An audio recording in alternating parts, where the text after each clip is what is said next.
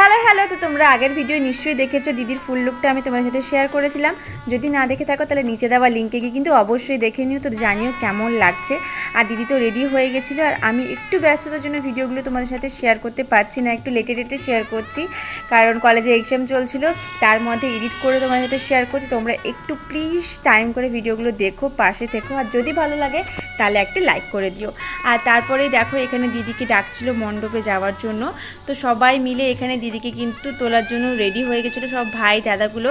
আর এই পিঠ ডিজাইনটা আমি মোটামুটি করেছিলাম, কারণ টাইম ছিল না, তাই তোমার সাথে শেয়ারও করা হয়নি। আর এই পান পাতার ডিজাইনটাও আমি তখনই বসে বসে করেছি, বুঝতে পারছো কতটা ব্যস্ততার মধ্যে সব কিছু করতে হচ্ছিলো। তো যাই হোক, তবে মণ্ডপে চলে এসেছিলো, আর এখানে দাঁড়ানোর একটু জায়গা ছিল না, কারণ সবাই একদম চারদিকে ঘিরে ফেলেছিলো ফটো ভিডিও তোলার জন্য। তো মোটামুটি রিচুয়ালস অনেক কিছু ছিল, তো সব কিছু স্টার্ট হয়ে গেছিলো। তো দেখা হচ্ছে নেক্সট পার্টে। তো চলো, আপাতত টাটা।